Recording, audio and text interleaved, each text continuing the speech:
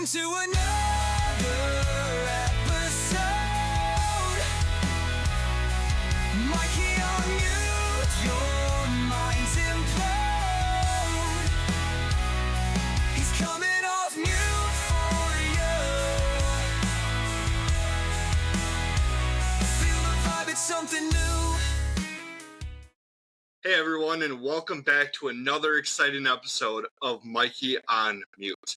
As always, I'm your host, Mikey, coming off mute to talk about my mental health journey, talk to others about theirs, and really open up that conversation. Today, I am very, very excited to have three amazing people on the podcast with me. Collectively, this is Compassion RGV, Rio Grande Valley. How is everyone doing tonight? We're doing good. Hello, Mikey viewers. Excellent.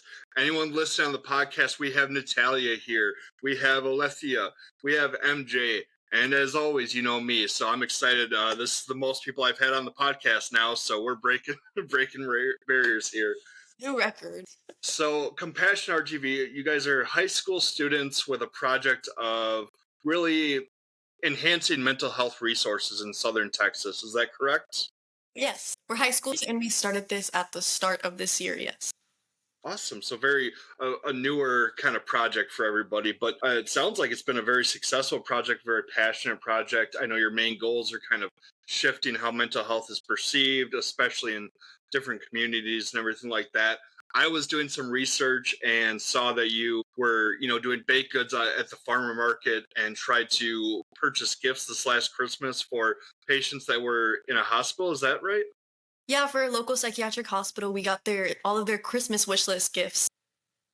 Well, that's incredible. I saw at the time of the article, I think you had just around 300 of your goal of 1,000. Were you able to reach that goal, or how far in did you get? Yeah, we actually surpassed that. We were able to get 1,250. That's incredible. Thank you. Thank you. I mean, when I read that, it was one of those moments that my heart just went, I can't even, and all that stuff. So I was so excited to have you on the podcast. I know we've been chatting through Instagram a little bit and connecting, so I'm glad we finally got a chance to do this sit down. For Compassion RGV, other than the bake sales at Farmer Market, you have journaling workshops, I saw like a pickleball fundraiser coming up.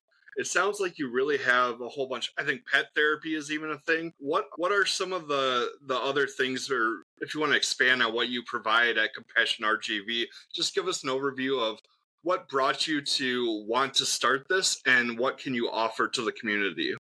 Well, we honestly have like our own personal stuff with wanting to start it. Like MJ over here, like her mom actually like studies psychology, so she inspired her a lot with that. And then me, like the reason like why I have such a big passion for psychology is like I've had like mental health issues with my own, and like I've also been a victim of like having Hispanic parents that don't really see the necessity of getting mental health like resources. So for me, being able to do that for someone else kind of like fulfills me in that sense. And that's great. I understand. I mean, grabbing from our own experiences and all that stuff is a great way to go, hey, something's really, not right here. And so if something's not right with me, this might be a bigger issue. And so I know that for me, that was tough to understand that I wasn't the only one suffering, that there were other people. So to see this new generation coming up and being a lot more open about it, it really warms my heart, because even at my age, which it sounds like I'm ancient here at 35 or something, but we didn't talk about it a whole lot, and it was one thing I wanted to make sure we break, as far as when I was growing up, it was toxic masculinity, and we didn't cry and we didn't show emotions, and to be a real man you had to do this, and this. Talking to you, it sounds like there was a lot of similar things, at least in the community you grew up in. And I know that we had chit-chatted, something that I'll never be able to experience, but I'd love to hear some more on, is kind of growing up in that Hispanic community, and what's that like? What's their outlook on mental health? Yeah, well, honestly, what you were saying about like the toxic masculinity thing, yes, that is also definitely a big thing in the Hispanic culture. Like I've had like male friends that deal with mental health issues come to me as well, talking about it. There's like this phrase, is it machismo? Is that what it is? Yeah, Yeah. machismo. Could you explain that more? I don't really know what the phrase is, but I know it's like regarding to that, like something uh, like like the toxic masculinity, like men Yeah. should stand up for themselves and they shouldn't reach out for It's help. like men, like, they shouldn't cry because, like, oh, like, you're Yeah.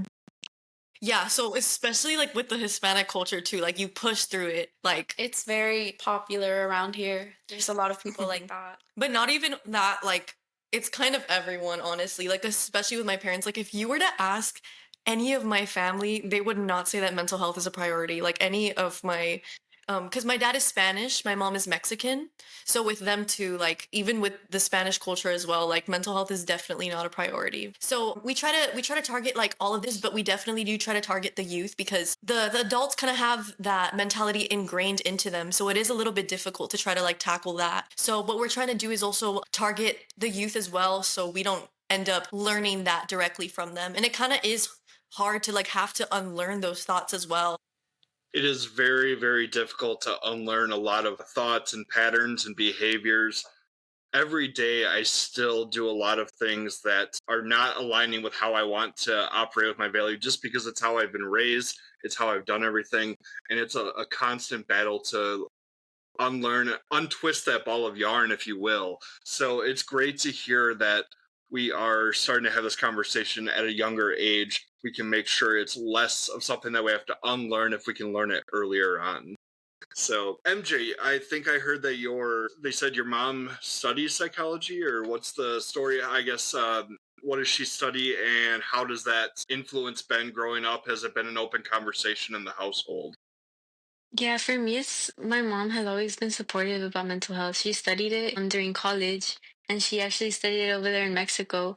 And then she came over here and became a teacher. So she used to teach special ed, and now she's a normal teacher. But she always kind of taught me stuff about psychology growing up. And I have all of her psychology books that she had when she was younger. Yeah, and it's always been like an open topic. So I'm really lucky to have that support from her. That is really lucky. It's good to hear. I don't remember coming from an experience growing up of having that open conversation with parents and everything. So I love seeing that.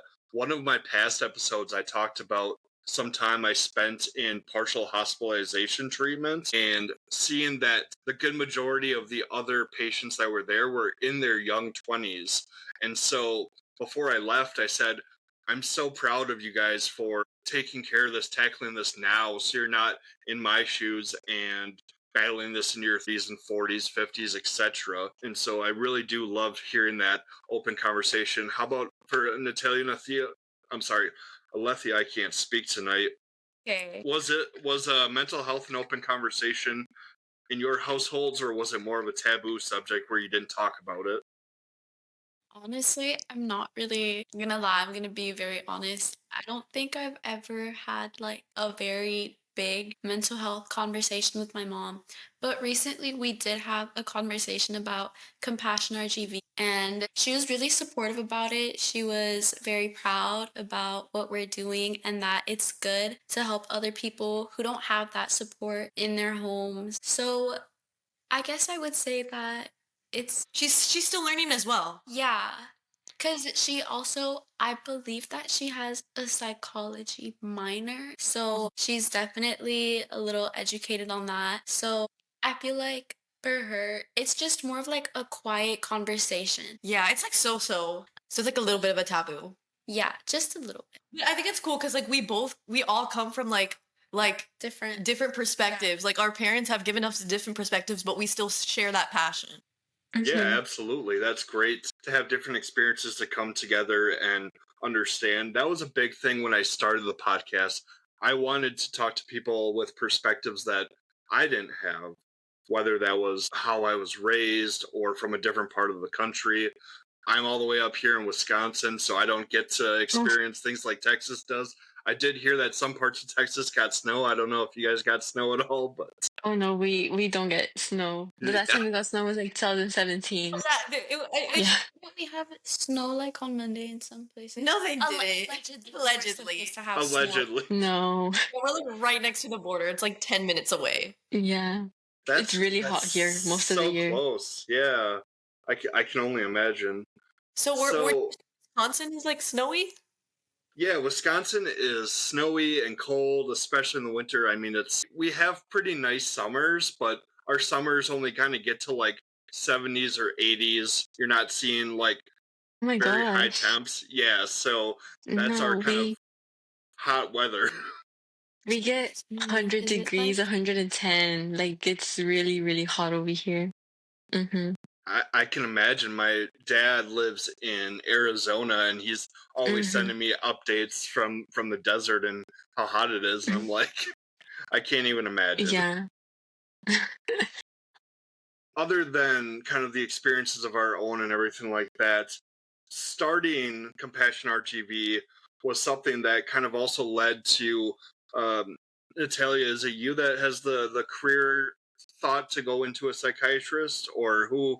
it's for sure. Okay, and so I guess with Compassion RGV, what's something you're hoping to learn that will help you in your career path forward as you go to college and everything like that? Well, I'm definitely trying to like learn like the direct experiences from people. Like also, I'm learning a lot from myself, but I also because I know everyone else handles mental health issues differently. So we've Mhm. honestly all been thinking of doing like a group like conversation for mental health because we help fund psychiatric centers, but we haven't had like direct conversations with people in the valley about their mental health. So we were thinking about doing something like that. And yes, I want to be a psychiatrist, but I would also love to give therapy too as a psychiatrist. So just being able to talk to people and give advice, I think it's like definitely a start. Like this is where I start. Yeah, And also when I'm like I want to do psychiatry because I want to make like I want to be able to help support, but I want to make that extra money so I can still like provide to like undeserved communities like that have mental health issues. Like I want to still try like I don't want to live in the RGV when I'm older, but I still want to be able to donate directly to the RGV because I know that like it'll take time. It'll take time to improve things, but I want to support the way I can. And I know that MJ also that she's interested in studying psychology as well, just like her mom. Did you want to do research, was it? Yes, I wanted to do research. that's Mm-hmm. awesome. It's really mental health is one of those fields that we never have enough people in. It seems the wait times to get into being seen by a mental health doctor can be really long and hard to get into, and with not everyone having insurance and everything like that, it gets really difficult. So I really do love to see more people getting into that field. I was never in the psychology or psychiatric field or anything. I went for business because I'm a boring person, but it really does warm my heart to see more people having that ambition to kind of go into those fields. Mhm. And I think your idea of wanting to connect with people is great. Almost if you could look into like a peer to peer group or hosting something. I don't know if Yeah. there's like a community center or at the school or something like that. Just finding ways to have those conversations. I think even just what you're doing now, having the bake sales and bringing up those conversations organically and everything like that, the more you talk about it, the more we can make this normalized. So, seriously, huge kudos to what you're doing currently, and I look forward to your careers going forward and everything like that. What are some things as we do talk about going forward that we can expect from Compassion RGV in 2025? Do you have some big plans you want to do or a big fundraiser? What's the scope looking like here? In 2025, well, in 2025, we have been collaborating with more organizations. So I think next month, like I said, we want to try to do the peer to peer group, but we're also going to be doing like a mental health workshop where we do like a lot of relieving activities. Um, and also we're honestly just trying to get more features as well too, so we can just like expand our cause because we want we've been on TV a few times, but like stuff like this, a perspective from Wisconsin, like we want people from other places to like kind of recognize the issues that the RGV is facing, or also like in different cultures as well. Because there might be areas like that have like predominantly like other cultures that don't prioritize mental health. Yeah, I Um, mean that's been a huge thing as getting that perspective. So having those conversations, that's huge. What is the pickleball tournament? It seems like a sport that's kind of really picked up fans the last couple years or so of people playing it. I've never played pickleball before, but it sounds great. So what's the fundraiser coming up? Can you give me a little information on that? Actually, it is in 2 days, so we're currently trying to get ready for that soon. Yeah. um, So it'll have happened by the time this episode gets out. But yeah, that's oh yes, awesome. I with pickleball, it's like tennis, smaller court, different paddle. yeah. Okay. Yes. So how we try to like promote our events is just like we try to do mental health related events with proceeds going towards something else. And pickleball isn't necessarily mental health related, but we're not doing a competition. We're kind of promoting it as like a de-stressing pickleball day. So we're also inviting people that have never played pickleball before because, I mean, a sport is always a good way to distress, And then we're also going to be there and selling the treats that we usually sell for extra proceeds as well to provide it there also. Yeah, that's great. And getting people out and moving, it's always a good way to promote your mental health along with your physical health. There's so many studies about getting out and, whether it's the vitamin D from the sun or just different movements and everything. So that's a great way to get people involved. And if you're playing pickleball and you're at this thing, it'll spark different kinds of organic conversations with people. So that's exciting. That's Mhm. really cool to hear. Yeah, we have With so the many different Yeah, types of so many different people coming no, because go ahead. there's people that just want to de-stress, go try out pickleball, people that support our cause and are simply going to support our cause but maybe want to try out pickleball. But there's also the people that just want to play some pickleball and they see this competition and they're like, oh, it's supporting mental health, and they look more into it and realize like what it is. Like with the farmers market thing as well. Like people are just coming in to just get like a little sweet treat, but they don't know the story behind the treats that they're buying. So like we kind of start like conversations through all of the events that we do. Like Yeah, that's the and whole that's point, to great. start that conversation, to take RGV off mute. Exactly. Yeah. And anything you can do in this world to get that organic conversation going, and that's great. So I'm sure that people are coming for the treats and they see, okay, well, what's the story behind here and everything. So I think it's really awesome. When we were connecting before, to kind of pivot a little bit here for a question, I was like, what question do you want me to ask? What do you want to make sure the listeners get to hear? And one of them was, how have you changed your community so far? Mhm. Well, I think the most direct way we have helped the community is with the donations. So, with the money that we provided to the recent psychiatric center, well, we bought the gifts. We went on and bought the gifts for them. The lady had come and called me, and she told me, she was like, Natalia, like I literally don't really get sleep at night because I'm worrying about these patients. I'm worrying about them. And after the event too, I mean, after providing the gifts, like she sent me a letter of gratitude because she was so grateful that for that. Like it really alleviated a lot of the whole center because they use a lot of their own money to provide those gifts to their patients. And then us, just three high school girls, like we were able to assist them and achieve them with that every weekend through selling at the farmers market. That's how we were able to make that money. And then with every organization that we try to help, we look for a nonprofit organization because they're not getting their funds from anywhere else. Like they literally just rely on volunteers. So we try to directly give the money to nonprofit organizations. Like the pickleball competition, it's going to be to behavioral health solutions. Yes, they're a nonprofit organization, and they're starting in like a new positive impact coalition. I don't know, but they're barely starting it up again. So we want to be able to give them those funds so they could start that again. Also with the pet therapy, we didn't just provide a pet therapy. We also received donations from students to that nonprofit animal organization that we got. We got over 200 donations to them too. So I would definitely say that we've helped a lot of the community with what we've done, but we're gonna do even further. We're gonna do some pretty big things here in the RGV. Yes. Love hearing that. That's great. That's really, really awesome. The other question I wanted to I wrote down to ask is, what drives you to continue to do the project? I know we've touched a little bit on wanting to get back to the RGV and to help promote our careers. Are there anything else that really drives you to continue this project? What is the factor that says, okay, I'm going to keep doing this? It's not something I just did at the beginning of the year. I want to keep doing this for the community. I think it would probably be like the outcome after every event. Like when we get donations, like for the pet therapy, giving them the donations and like The seeing their gratitude, faces. yeah, the gratitude that they feel towards us. Like, Because, like, I just feel like it's a really awesome feeling that you get after that. Like it's like you accomplished it's something. a rewarding feeling, like the Yeah. work that we put into it, like it created this smiling face. Yeah, and knowing that it's going to a good cause, and that's like, or that's just the goal. Because the thing is, we've had people assist us as well. Like we've had donations. We've had like we got a recent sponsor to our donation. I mean to our pickleball competition.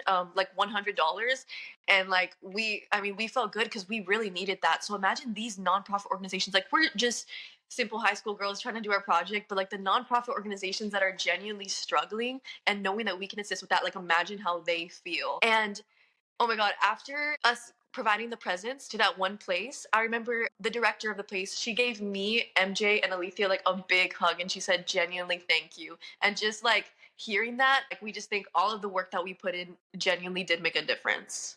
It all pays off in the end. Mm-hmm. That's so cool to hear that gratitude comes back and knowing that you helped so many different people. It's a rewarding experience. I've had a couple people reach out to me and said, "Hey, I really appreciate that you're doing this podcast. Just even talking about it as a man, it really helps get some kind of message out." And the first time I ever got a message like that, I sat down and just kind of like broke down to my wife, and I'm like, I don't even know what to say to these people. I'm just here talking, telling my story, and I reached somebody. So I understand that gratitude is huge. It's very rewarding.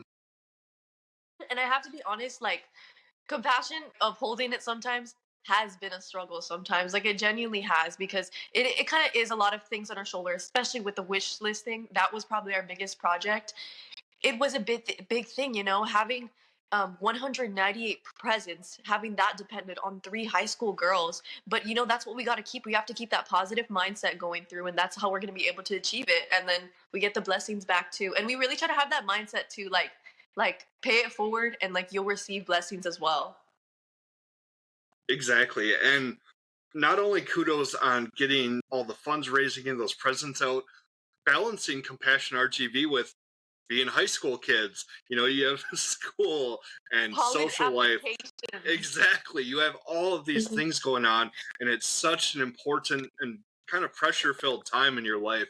So to be able to carve out some of your free time to give back, that speaks volumes. And all three of you are amazing individuals. I just have to say that from my heart. Thank you so Thank much. you. And Thank what you you. said about your podcast, like someone being inspired by your podcast, it would be nothing like your podcast. It kind of inspired us too because I don't know if you've seen one of our posts, but we wanted to start our podcast as well called Compassion Conversations. So we're gonna get Okay. anonymous. Yeah, we're gonna get anonymous entries from people, like just anonymous, like needing assistance or something, or just telling a story, and then we'll give them advice of our own. That's wonderful. That's great news. And as soon as it's up, and if it's already up, I'm sorry, I just haven't seen it. But once it's up or whatever, send me a link because I absolutely want to listen and subscribe and anything I can do from my side. Thank Sounds you. great. We appreciate the support. Yeah, absolutely. I'm probably annoying to some people on Instagram because I'm constantly sharing out people that have supported me. Like my story all day is filled with different podcasts I'm listening to or posts I saw some from somebody else. But I'm just trying to give back to the people that supported me and say, hey, these people have jumped on, they've listened. I want to make sure I can pass out the word. So I'm excited for this. If I can get the word out of Compassion RGV out, I have a lot of people I talk to up here. I've been talking to people from different parts of the country. I want to help you spread that message out there and get back to the RGV. So good things come as we kind of pay it forward, like you said. Yes. Thank you. Yeah. Thank you so much.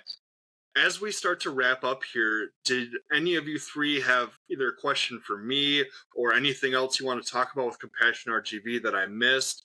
Like I said, I know we had a little bit of a template, but we can only cram so much into one conversation. So anything else you guys want to talk about?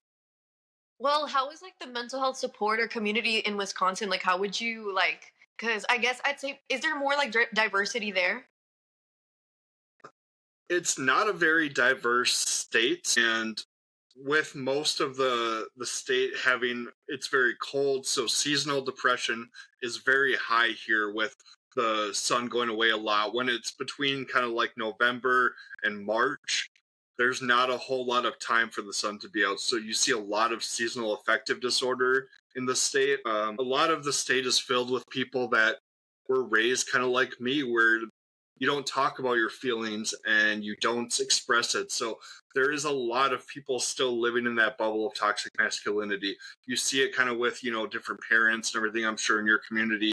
But at the same time, there is a huge support system, as far as there's a mental health organization, NAMI. I'm not sure, have you heard of NAMI, the NAMI? Mm. So they're the National Association of Mental Illness. It's a kind of like a national thing. They have a chapter in Wisconsin, and they're always kind of sharing different workshops and trying to get people out. There is a group called Bigger Than the Trail. They're trying to get people out that like to do like running and hiking. That's kind of a national thing. They I have saw a part. that on your show. Yeah. Yeah, so they have one in Wisconsin. They have a little chapter thing. So yeah, they reached out. They wanted me to be kind of a sponsor advocate this year. So I'm excited. I'm not huge into running, but I think I can make a few hikes here and there throughout the year to help out. So It feels so good when other mental health organizations reach out to you. Like I also wanted to add like we're going to become ambassadors for I think this one brand You Are Enough, and 100% proceeds go towards mental health awareness. So I think that's pretty awesome. that is amazing. Absolutely. There are so many organizations. It's great out there to see as I scroll through my different apps, all the different companies out there. There's some company I can't remember the name for the life of me. They're not a sponsor at all. But their whole mission is to make comfier clothes for those that are like in inpatient and in the hospitals and everything like that, because the hospital things that are given out are usually like paper gowns and everything like that, and it's not very comfortable. So it's really, really cool to see all the different programs that are coming out there. So I think the more we spread the word, the more we have this conversation, the more your generation makes it a normal thing. We won't have to unlearn, and hopefully one day we'll be talking about, do you remember back in history when we didn't talk about mental health? Like, that's weird, right? So Yeah. it's really, really cool. And being able to talk to people and have those sponsors reach out, it just goes to show like this is something I'm doing that's having a positive impact. So I do love to see that. Yeah, I think Excellent. like the change will take a while, but I feel like we've kind of started to see like a bit of the change. Like we've also like recruited some volunteers that didn't even care about mental health in the past, but like after seeing our passion, they're like, this is a big deal. Like they realize the issues behind it. Baby steps. Baby steps. Absolutely. It's all about baby steps and moving forward. One of my favorite phrases is we will never, like, we can't go back to square one. It's impossible. You've already learned something new or learned a new way to process something or handle a situation. You can't go back to square one. And that's really inspiring for me that we're always kind of moving forward. Of course. Yes. Excellent. Thank you so much for having us here on your podcast. Yeah. This was a very Of course. Thank you. This has been a fun conversation. Everyone that's listening on the pod, for all of the socials, it looks like it's Compassion RGV on Instagram, TikTok. Now that we have that back, that went down for a good 12 hours or whatever it was. If you want to donate on Cash App, the cash tag is also Compassion RGV.